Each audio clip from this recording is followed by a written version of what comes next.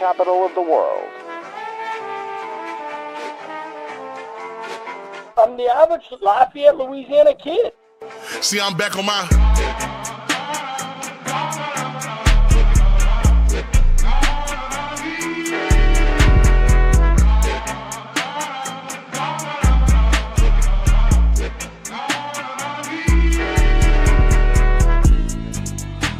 Hey, fellas. Hey, Raging Review said, congratulations. Say what's up, y'all. Yeah!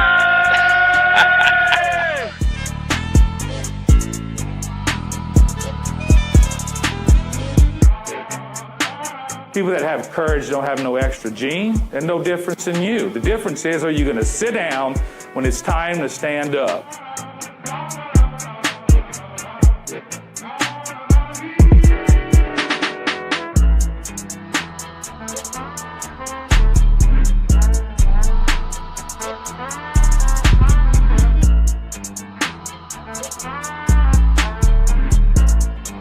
Ladies and gentlemen, welcome in to another edition of Ragin' Review.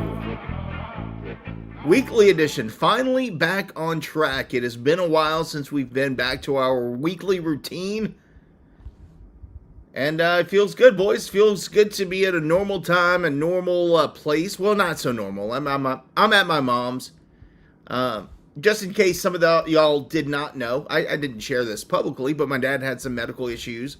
I was traveling for work, had to drive in earlier than expected, but here with the parents, my dad is doing fine, went through his procedure with flying colors, so he gave the nurses hell when they held him all day and they didn't get to eat. He was pissed, and he went off on them pretty good. So apologies to the Lady of Lords nurses who helped my dad today. That's not his normal attitude, but we're going to give him a little bit of grace because he was not in a good mood.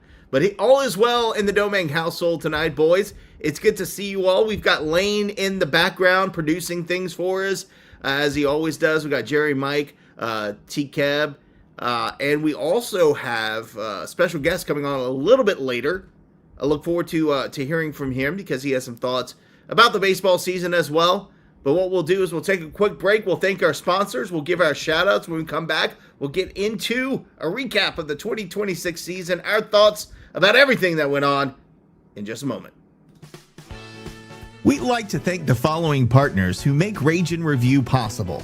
Our title sponsor, the Best Stop Family Market, with locations in Katy and Baytown, Texas, Toledo Bend, Karen Crow, and of course the official location opened in 1986 in Scott. Visit the Best Stop and ask about the Ragin' Review tailgate platters. Gulf Coast Bank, title sponsor of the Tailgate Show every Saturday 3 hours before kickoff.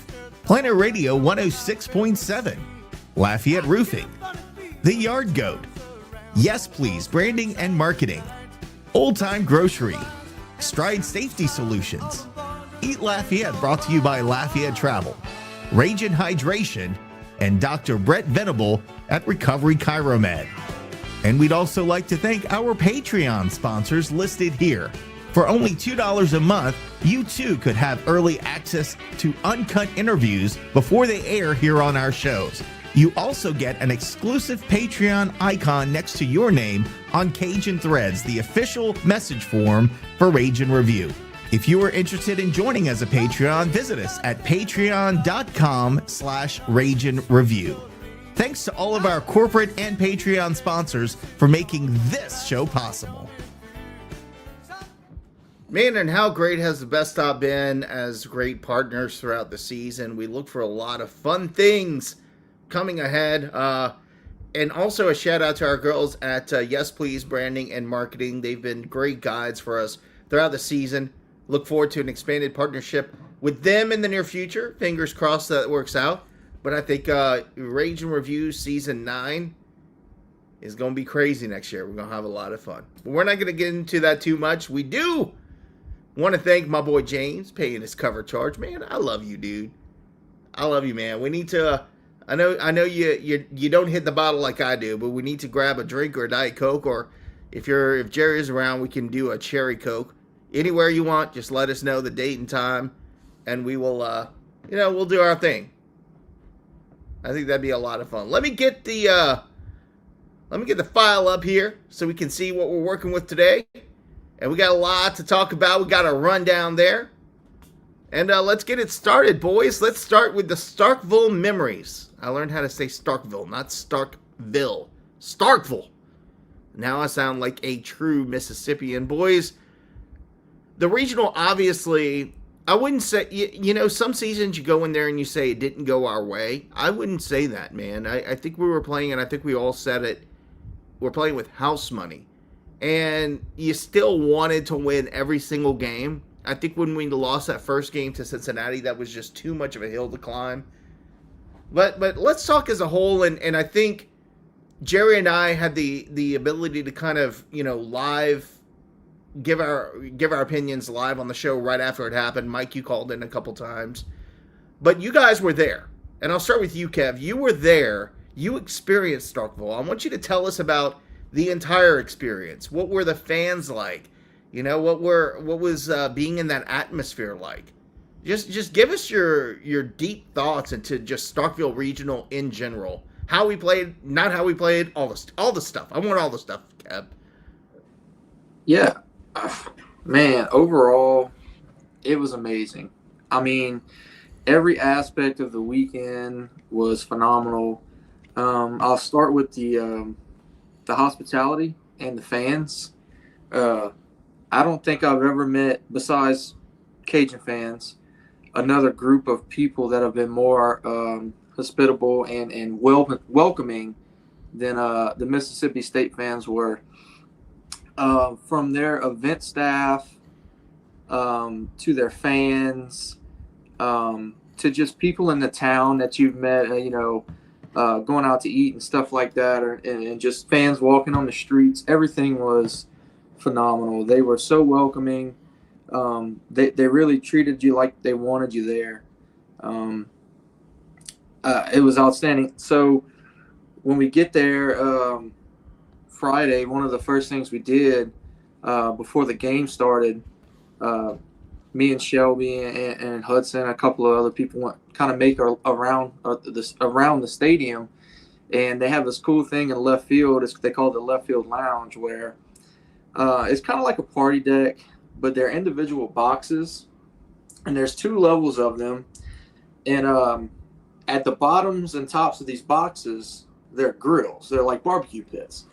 And I'm telling you, there's probably 20 to 30 of them out there, 2 rows deep. So, 40 to 60 boxes out there with just people grilling. And I'm not talking about just, hamburgers and hot dogs. There's people up there cooking filet mignon. There's ribs. There's something called pork wings.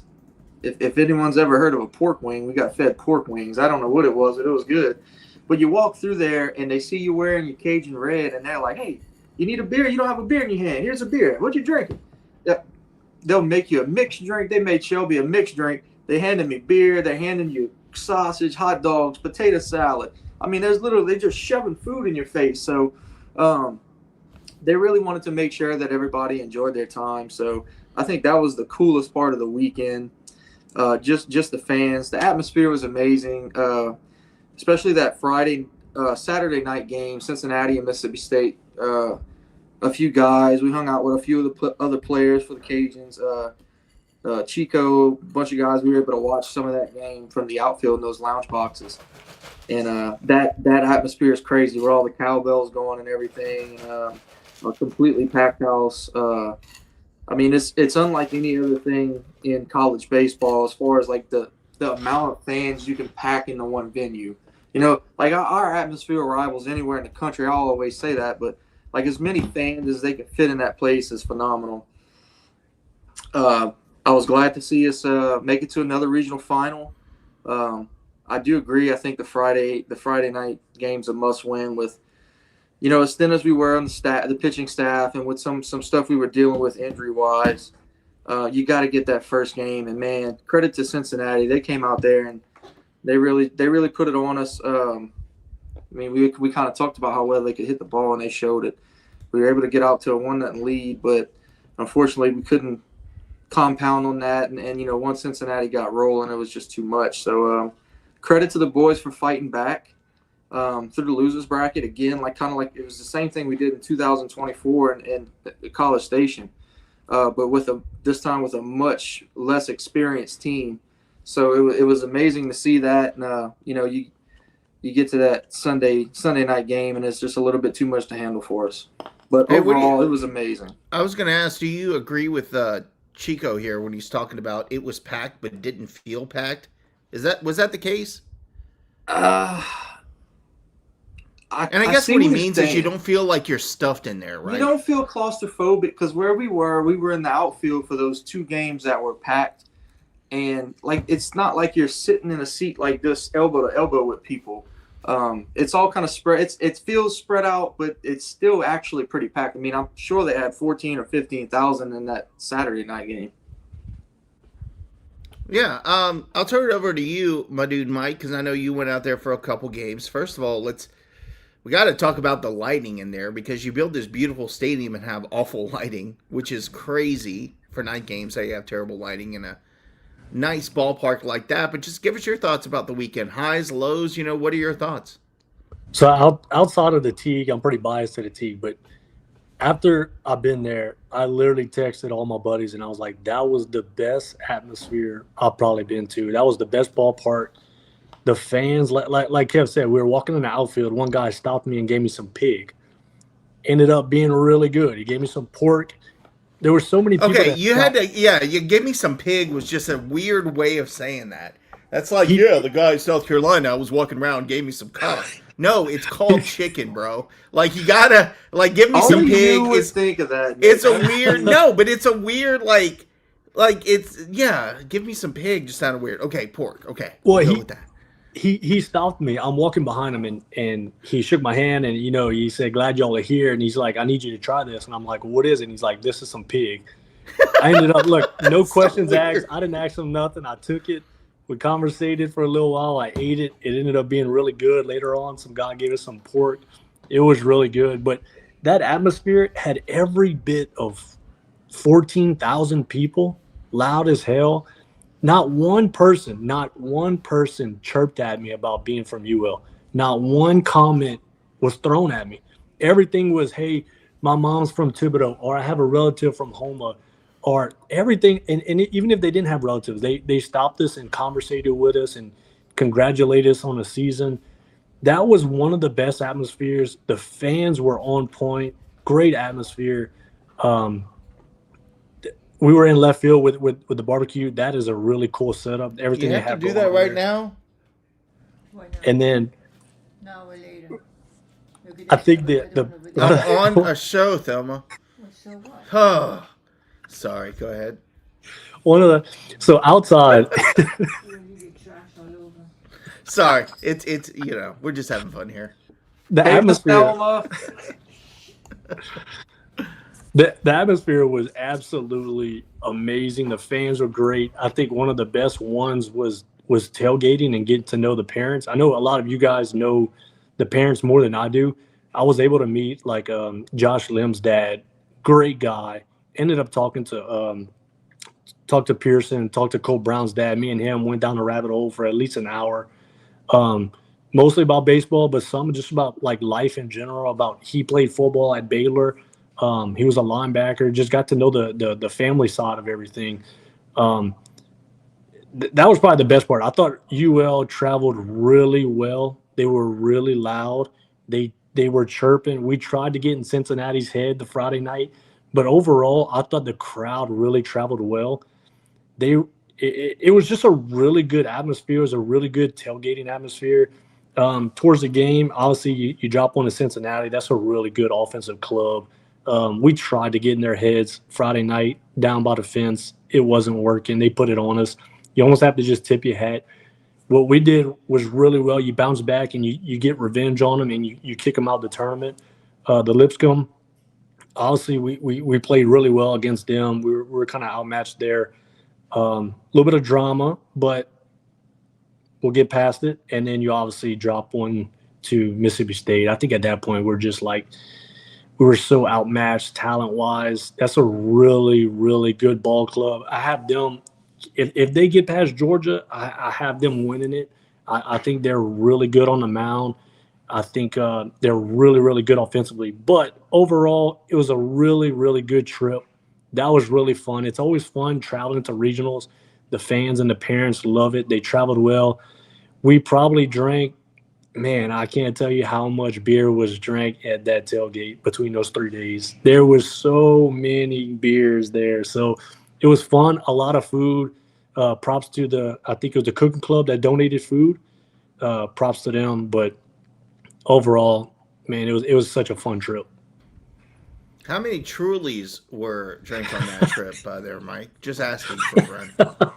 A lot the Friday. Saturday I switched to beer because I thought of you. Where are you drinking tonight, by the way? Not sure. A little Shaw's, yeah. I know. Jerry, I you go know, back to the seltzer. one thing I wanted to bring up. Oh, go ahead. No, I just wanted to compound on what Mike said. It made me remember a point. Man, Cajun Nation was out in full force this weekend. I'm sure everybody's seen the pictures we've posted on all the social platforms of the tailgate. But between Section A, Cooking Club, the Burners, I mean, we and just parents, family, we had a huge crowd out there, especially the Saturday and the Sunday morning game. It felt like a home game. You know, it really did feel like a game at the T. It was so fun. We were able to do roll call all the games, even the Mississippi State game. A bunch of us from Section A were out in that left field, and we did roll call from the outfield, kind of like how the Yankees do. But we didn't just do the outfield. We did the whole nine. We were able to do it for the coaches even when we were sitting on the home side for the Lipscomb and the second Cincinnati game. We were able to get like a little fist pump from Coach Deggs and everything, and Trey and Zach and Tib, everybody was involved in it. We even did Colt and Ty and Herm and all the pitching and everything. So the Cajun Nation really showed out and showed up. We were doing the Homer, you know, da da da. Hey, we were doing that whole chant. We had it loud in there, man. And we know. We know. You know why we know? Because we heard you. Yeah, that's what everybody said. You know, that's awesome. But I just wanted to give a quick shout out, man. All the parents, the people just off the top of my head that are out there: Josh Markle, Wesley Mandino, Les Smith, Ron Lim, Joseph Pearson, Christian Roland Tillett, Scott and Liz Galt, Matt and Megan Brown. I'm probably missing a few. I'm sorry if I am. But I just wanted to give a shout out to them for supporting their kids and their families for supporting their kids just as much as we do, probably more. Obviously, it's their kids. And I also want to give out a shout out to North Louisiana for my guy Wesley Mandino. We had a great conversation Sunday night at the game, and he was like, "Man, you know, we got a lot of Cajun fans in North Louisiana. I want you to give me a shout out to all those North Louisiana Cajuns fans up in Minden." So shout out to all the North Louisiana Cajuns fans. That's for you, Wes. Well, let's get to that what Kevin touched about, Jerry, is from our point of view watching at home, hearing the Cajun fans there, man. They were so loud, they were so into it. We saw a lot of it, especially when we had the viral boot moment with our boy who couldn't be here tonight. KG has some family stuff, so he couldn't be here, but you know, those moments, it's crazy because they really do stick in people's minds, and now they associate or further associate Cajuns with crazy Cajuns with drinking beer out of a boot. So talk to me about, you know, your perspective, what you saw on the stream, and how that resonated not only with us, but how do you think that resonated with the rest of the country? Well, first of all, it's hard to market Cajun culture anywhere you go. It's hard to market what Cajuns really stand for unless it's us, right? Like the people, like Cole always says, we're the mascot. And I thought they did a really good job promoting that. I thought they did a really good job promoting the culture through the fans. And one thing I noticed this weekend was how loud you guys were. I mean, to both you, Mike, and Kev, I mean, you guys represented the fan base very well. Mike, you had the shot of you after Mark Collins' home run with the Raging Cajuns baseball flag, and there was great. He was such a the camera wouldn't come off of Kev. I don't know what you did, who you paid off, bro, but like they were focused on you the whole regional. Yeah, and it was so great that after that home run, they showed the replay, and they showed the slow motion replay of Mike waving the flag. It was, one after the other. And so that's what makes it really cool. And when you're doing shots like that and they're showing you on camera and they're showing you on TV, it goes to show you the pitch or the sale of what Cajun Nation's all about. And that's one thing that I really appreciated seeing that. And I mean, the number of times they showed y'all, man, like the Section A and you guys, every time we did something good, they'd pan the camera on you. Kev, I think Shelby got some TV time. I saw Brittany a few times on TV, Mike. So, yeah, man, seeing it on TV back home, it was loud and Cajun Nation was present. So job well done. And it's always cool to see that, Nick. It's cool because we were on the road. It wasn't like we were at the Teague. And when you see, you see SEC teams or you see these big baseball culture programs bring a lot of fans. It was cool to see us do it, and it really showed on TV. And I expect something like that next year in Houston when we go to Houston at well, it's not called Minute Maid anymore, right? It's a new name now where the Astros play. Dakin Park. Yeah, Dakin Park. And we're going to take over there, brother. I expect a lot of red, a lot of vermilion, and I'll be in that number as well, and it'll be a lot of fun. It will be. That'll be my homecoming, sort of, because I'll be back home by then. So I guess it's a sort of homecoming, but not homecoming because it's not home. Anyway, I don't want to get too much into the weeds on that. Last thing I want to touch on before we move on to just our thoughts on the overall season with you guys is asking the question about the home run ball. And I know, Kev, you were a little bit closer to that. I think Mike might have come home at that point. But talk to us a little bit about that situation. I know ESPN's reached out to us to get some details and maybe share some pictures there. But what was the situation with the home run ball during our game on Sunday night? Yeah, so Sunday night, the Mississippi State left fielder, I believe his name was Tomas Valencius. He's the very hard to pronounce, so we can get the Valencius part right. Tomas, there, I believe, and I'm sorry if I got this wrong. I want to say they said Lithuania. His brother is the pitcher, their ace pitcher that threw Saturday night against Cincinnati. Well, their mom was out there hanging out with us in the left field lounge for that Sunday night game, and one of the last at bats for the her son, he came up with bases loaded. I believe it was in the 8th inning. We had Herm out there. Everyone's telling me it's Vitus or Vitus. Peyton had said that. Shelby just texted me. Tomas was the pitcher. Okay, so there you go. Well, he gets a hold of one, and with the bases loaded, he hits a grand slam. And it comes straight to us, and it sailed right over my head because we were all down along the wall. We're kind of hanging out on top of the wall, and it comes right over us, and it hits the concrete, and it bounces up onto the like the bulkhead, and it comes back out into the field of play. And it rolls out there, and a few of us were like, Mark. So Collins is out there and left. He goes and runs and gets the ball and tosses it back. And I don't remember which one of us caught it. I know it was one of the Section A guys.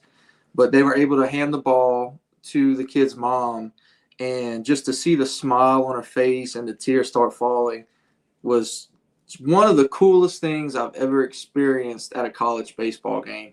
In that moment, to do something like that for her, to witness that was just, it was surreal. So, yeah, we got ESPN reaching out to Cole, so like he's some kind of superstar now. He's on TV with the boot. Dude drinks beer from a boot, and all of a sudden they're hitting him up, asking him if they could. Yeah, really. His career's taken off, man. I mean, I guess we got to start drinking beer from the boot and take our tetanus shot. But shit, we need to start then, we got to start paying him or something because he ain't going to stick around for this shit if he keeps growing like he's growing. Yeah, so they one of the people from the left field lounge had came down and they had seen all this happen on sitting in front of us, and they're like, "Man, we got to get a picture with y'all." That was awesome. So we all piled in with the mom in the center and took a big group picture, and I think that was the picture that ESPN had reached out to Cole about. So I'm sure during the World Series or maybe during their Super Regional, you'll see us all on ESPN. What's crazy is and I'm not gonna turn this into a T-Sab thing, but T-Sab acts such a shitty way towards us, and I think a lot of fans bases outside of us. Mississippi State is so terrible to Southern Miss for kind of the same reasons, but it's so funny that like they're so awful to Southern Miss, but they play us who I guess they don't foresee as a threat. I don't know. I mean, the way that Cincinnati acted throughout the regional, you felt like they hated Cincinnati. Like they treated them totally differently than they treated us because I think they saw we were just there to have a good time, hopefully a long time. But Cincinnati came in there with the chip on their shoulder, kind of showed their ass against us, and I think they kind of wanted to beat them for a little bit of revenge for us. So it's just different how different fan bases interact with different schools. T-Sab acts the way that Mississippi State does towards Southern Miss. They, you don't matter, but then they can't get our names out of their mouths. So it's funny and bizarre how that all works, but I agree with you. All the interactions that I've had with them on social media were great, and you know me, I'm a troll. But those guys were pretty well behaved, and I think saw that we're just good old Cajun dudes who like baseball and we like cheering for our team, and there's nothing wrong with that. You don't have to like the school in the state. You can just cheer for your team, right, Mike? Yeah, and so I want to capitalize on that. There were so many times whenever we played against Cincinnati and Lipscomb, the Mississippi stands, they were cheering for us. They were clapping whenever we were scoring, base hits, they were scoring. The best part is whenever we were playing Lipscomb and there was about 4 or 5 guys sitting right behind home plate, Mississippi State fans. They're dressed, decked out Mississippi State gear. They started a Ragin' Cajun chant and ended up getting all of Section A, all of the fans involved. It was those guys. I tipped my hat to them after that because I thought it was awesome. They were fans. It's such a good fan base from what we saw that weekend, but I thought it was cool. Those guys started a whole Ragin' Cajun chant, ended up catching, and ended up the whole fan base was cheering. I think Chico even knighted a Delta State guy who became our fan the entire weekend, so that was pretty cool.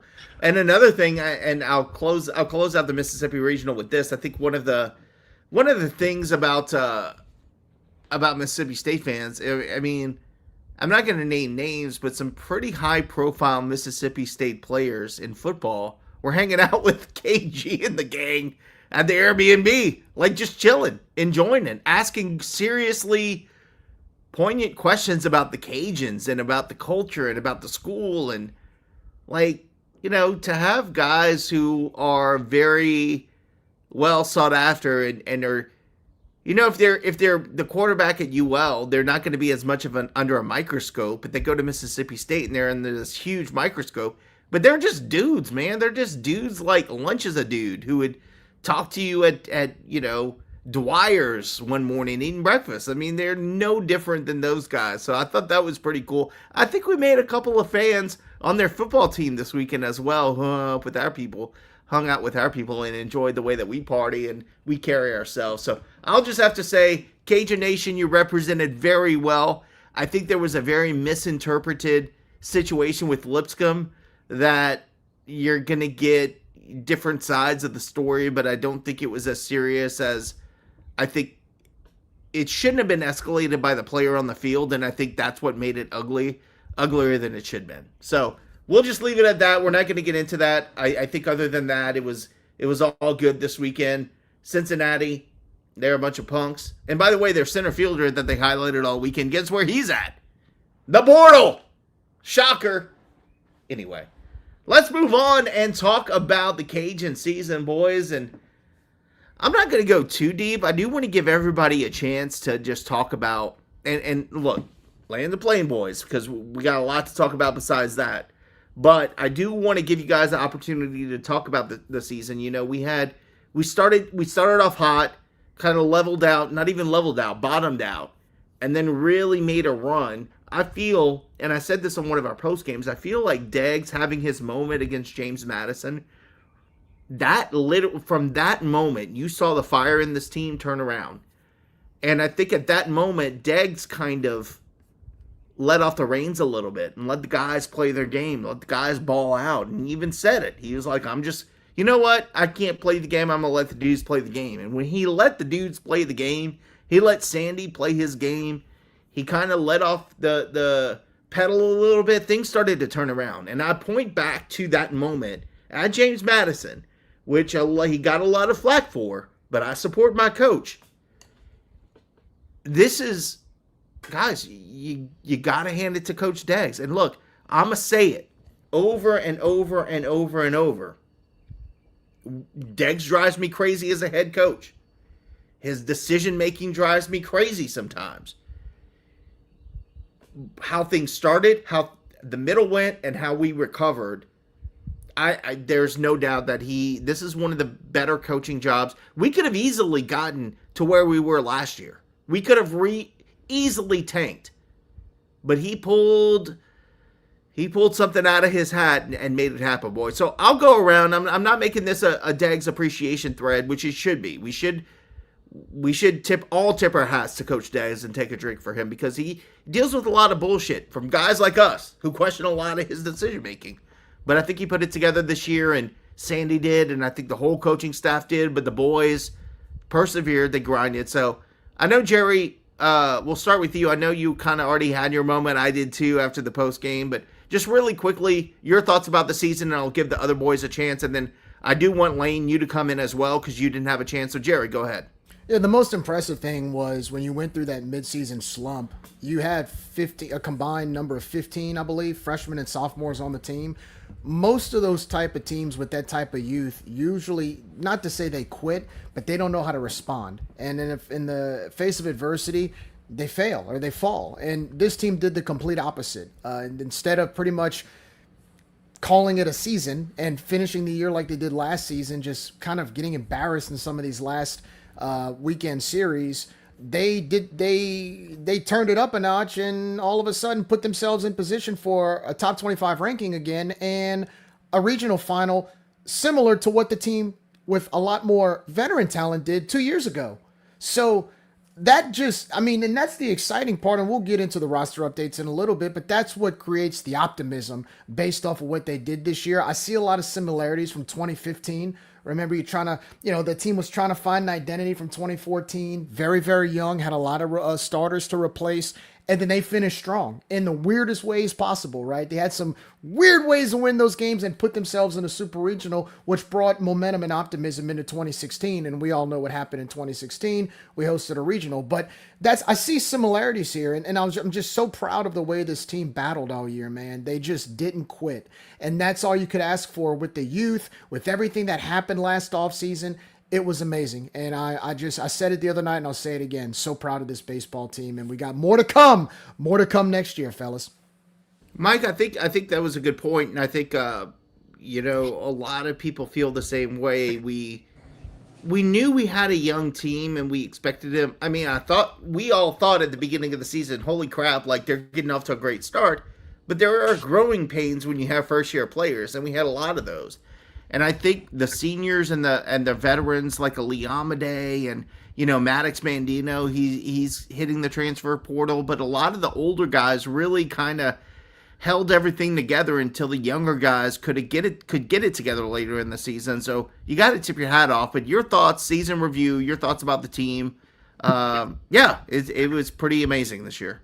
Yeah, they started off absolutely hot, and then towards that middle, you start hitting a slump, and then like you said, like Deggs coming out of the third base coaching goes into the dugout, and LaFleur goes out there. I thought it worked out right. It ended up being really great. You go through that slump in the middle of the season where we're questioning to where we might not even make the conference tournament. That's how low we got, and we're dependent on freshmen. And next thing you know, the back end of the season, they start getting hot offensively when that was our weakness the whole entire whole entire year. I feel like it was after Southern Miss. I feel like the Southern Miss on out, they got absolutely hot at the right time. They were beating really big opponents.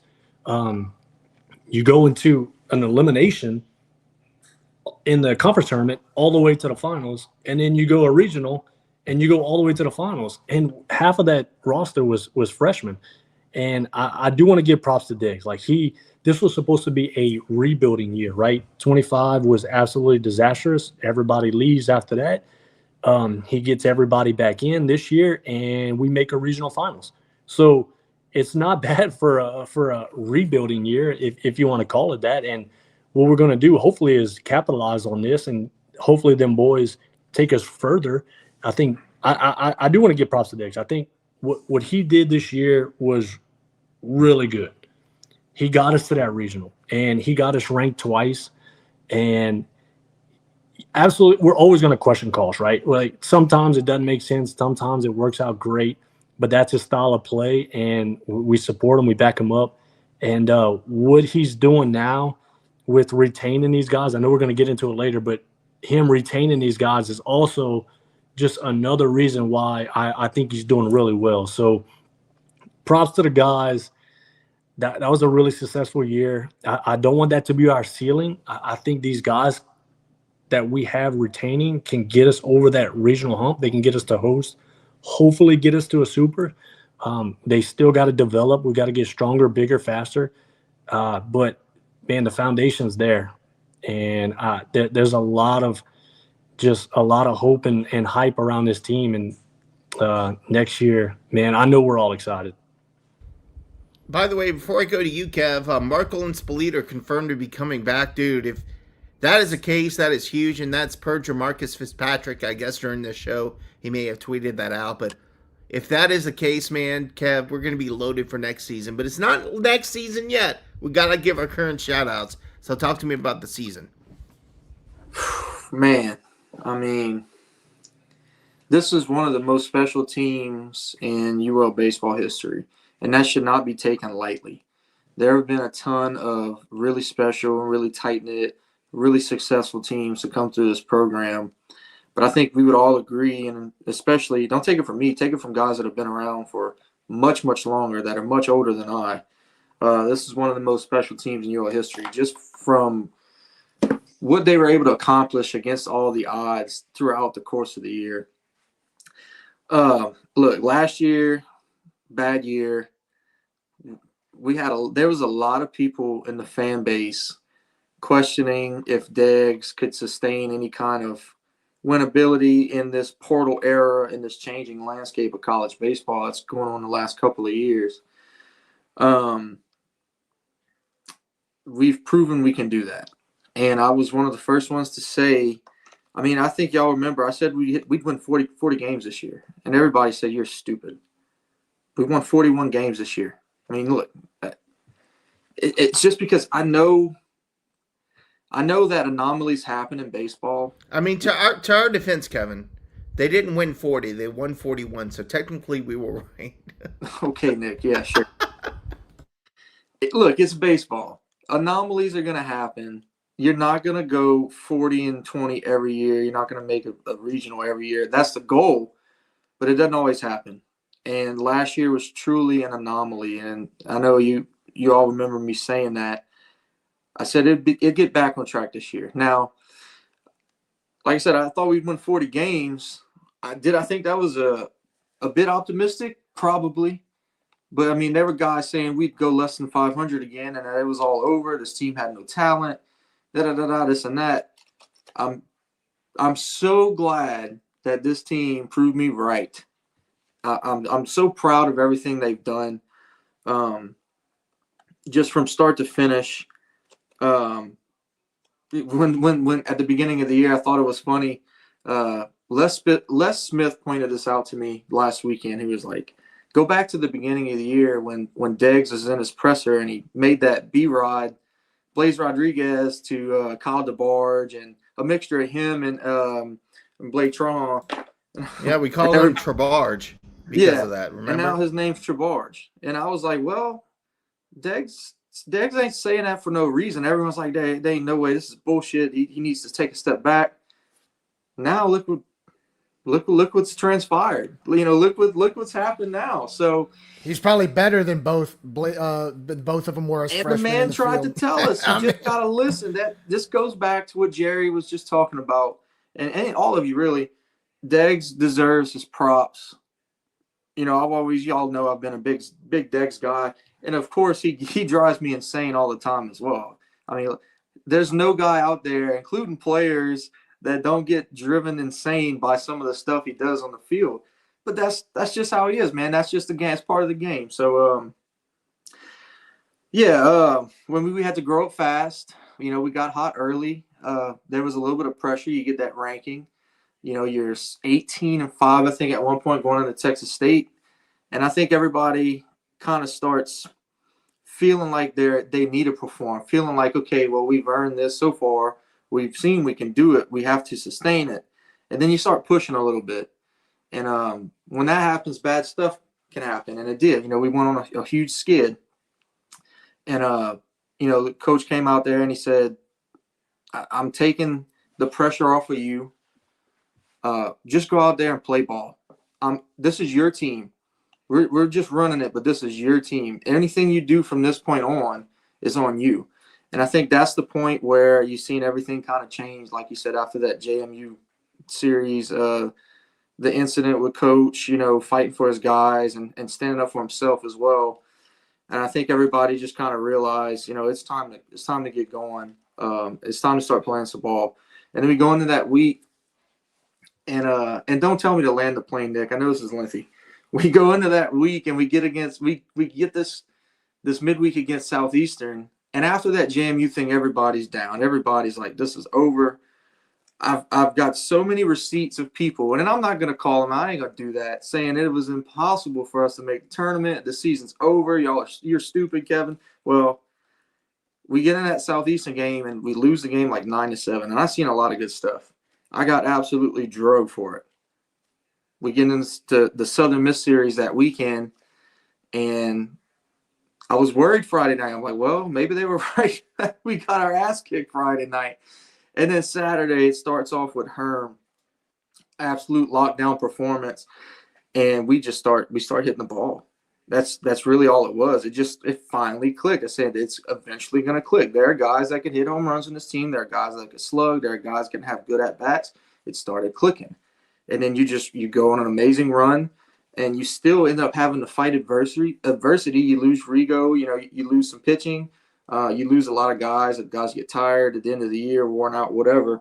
They never use that as an excuse. They just kept pushing. They played playoff baseball from the Georgia State series until last Sunday. They truly did. It felt like every game was a must-win, and honestly, the only one it felt like they let us down for was that UNO game. If you look at every other game besides that, I feel like it was a one playoff game. So against all those odds, man, I'm just so proud of that team. I've never been closer with a baseball team than this team, and I feel like a lot of people feel that way, especially with how awesome the parents have been and all the interaction we've got from the team this year, and you know, and the leadership from the seniors that can't go. You see my things. Thank you, seniors.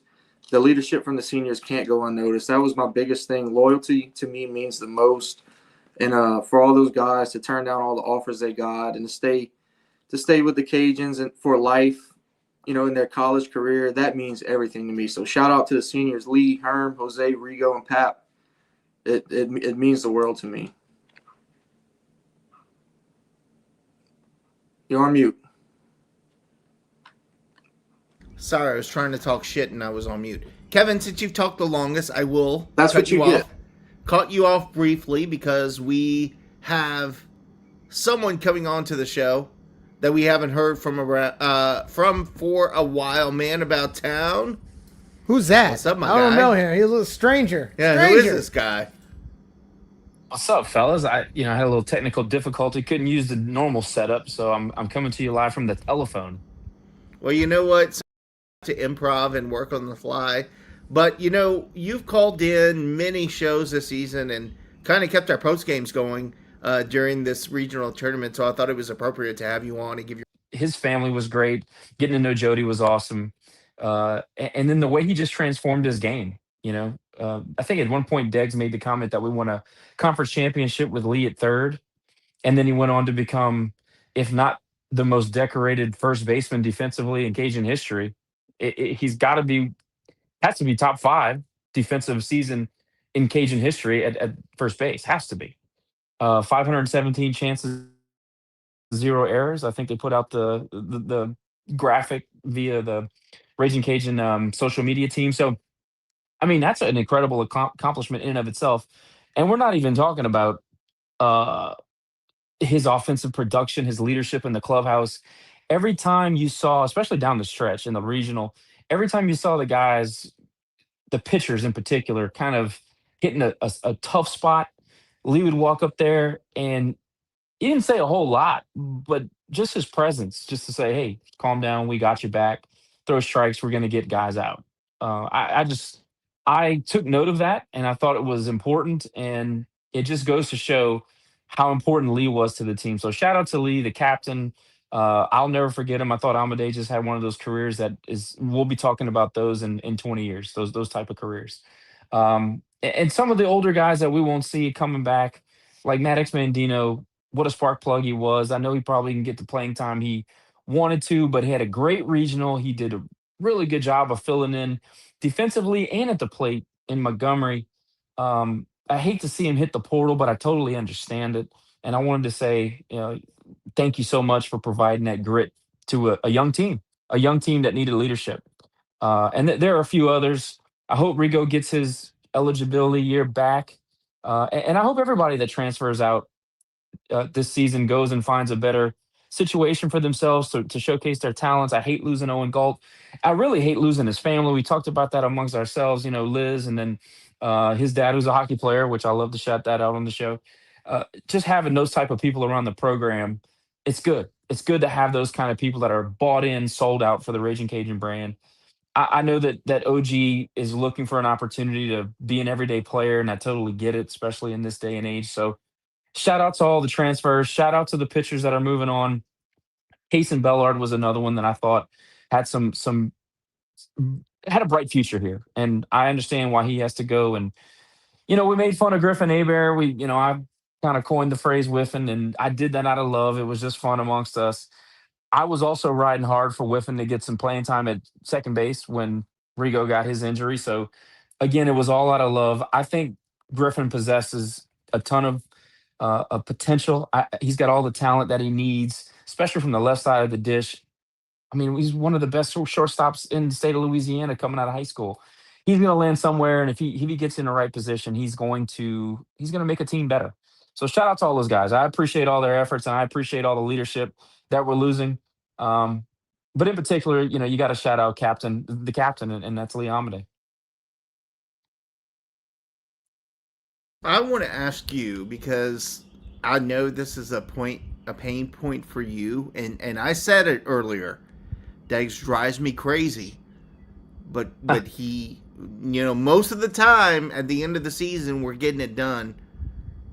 Tell me about Deggs coaching. Well, first of all, not tell me about that, but do you agree with me? The season turned the JMU game where he lost his crap on the dugout, and he ended up a couple games later kind of stepping back and letting guys play their game. I think that was the turning point in the season. I'll let you comment on that. I'll be honest with you, I haven't put a whole lot of thought into when exactly the turning point happened. I tend to feel like it was against Southern Miss. I felt really good going into that series. First of all, I think I predicted us to win 2 out of 3. And it was because I thought we matched up well, and I thought that, we were hungry. We lost some tough luck games. We lost some games based on inexperience and just correctable mistakes that in that point of the season I thought they would fix. And it was, we were due to have a good weekend. And if you remember, we were coming out of that lull in the middle of the season. Young guys were growing up. Young guys were figuring it out at the plate. The approach was changing. They were tweaking swings and tweaking stances, and a lot of stuff was changing. and I felt like we had put in the blood, sweat, and tears enough to, if not beat them 2 out of 3, at least compete. And I thought that we were due for a series that made us believe again. And the guys came out and delivered. And shout out to them for doing it. I thought we grew up a lot that weekend. But specific to Deggs, and look, as his biggest critic, I think I am probably his biggest critic publicly. There's not many other shows that get the amount of traction that you guys get. So thanks again for giving me the opportunity to be on your show. But for being publicly critical, I got to be able to say this, okay? And I've never been one to shy away from saying I've been wrong about certain things. And I know it's fashionable to say, "Oh my gosh, we slept on Deggs, and Deggs is the greatest coach ever." And look, he deserves a lot of credit because we can complain about base running mistakes and we can complain about meddling in the, you know, every single count essentially with guys at the dish, and we can complain about his involvement in the pitching when we think it's not his time to be involved. We think Sandy should be running it. And I'm never going to come off of that because that's just the way we were taught to appreciate the game. It's the way that we were taught to approach the game and play the game. I'm never going to change. I'm an old soul now. I'm old now. I'm a Tony Robichaux disciple. I grew up in Sats like the rest of you guys. We were taught to do baseball a certain way, and unfortunately, Deggs has a different idea on that, and we can debate strategy. What we can't debate, and I've always said this, okay, you cannot debate the man's results in the postseason. And if there's a lot of people that'll probably look at it and say, well, all of the different things that he tries and all the different, like the stress that he puts on the players and the uncomfortable situations that he puts them in during the season is to get them ready for the postseason. And look, we can have that conversation, and a lot of people would be correct in diagnosing it that way. Again, you cannot say that the guy is not battle tested for the postseason, and you can't say that he doesn't prepare his teams for the postseason. I would like to say in the last month of the season, and I'm talking about postseason and maybe up to that JMU tilt, okay? I really believe that the freshmen and the sophomores started to believe in themselves. And I will give Deggs his credit in that he didn't get in the way of that, if that makes any sense. I felt like he kind of let these guys grow up. I feel like he started to let them make their own decisions, let them have their at bats. If you remember, not a lot of USM going forward, not a whole lot of action on the base pass.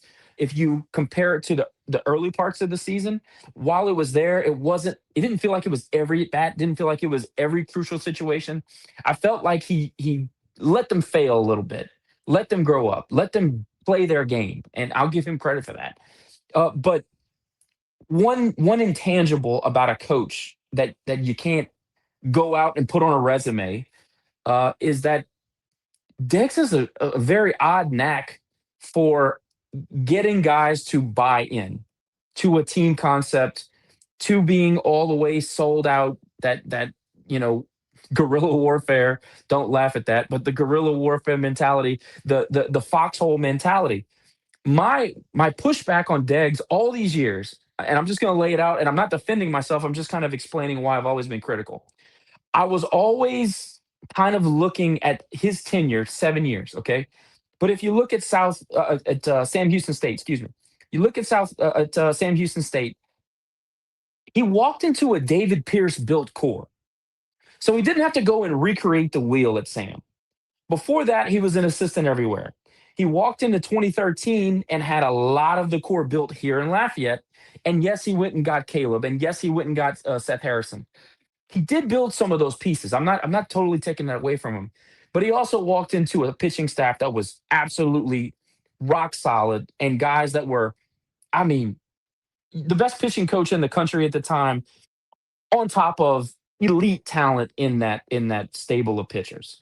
He had some pieces like Jace and Strentz and Blake and those guys that were already there. So I wondered, could he build the team? Could he build a team of young guys, retain them, bring them up, develop them, and make them a core group? That was always part of my criticism. Last year was kind of a fever pitch for me because, and you guys know what I'm talking about. When you get too close and you hear a lot of the stuff from the parents and you hear a lot of stuff from the players, plants a seed in your mind and you have a certain way of looking at things. And then you see a season like last year where it was a literal catastrophe. I mean, they missed on mostly everybody. And then you have guys walk in, and I think it was 13 guys that quit on us, basically. So I was at the point where, yeah, I was mostly negative for the majority of this season, but it was based on patterns and history. It was not based on the fact that I don't think Mac Deggs can coach. I was worried about retention, development, and if he could get these guys in 2026, 2025 to buy into that wolf pack mentality where it literally is, it's an all in or all nothing mentality. And I'm happy to report, as we all watched over the course of 5 months, this worked. In 2026, with this young core of sophomore and freshmen, by the way, not just the freshmen, probably 7 to 8, maybe 9 core pieces.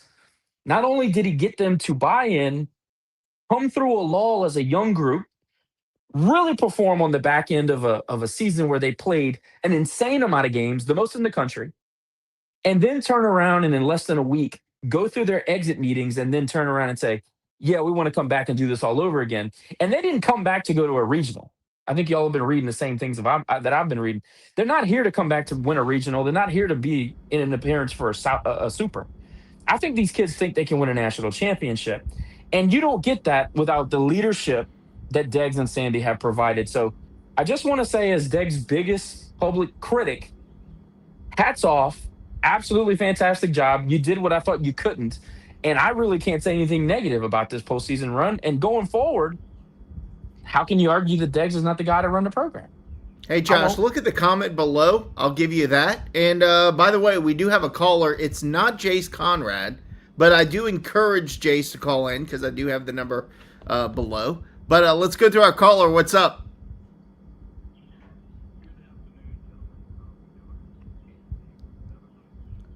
Cajun Chico 7 on the line. What's up, man?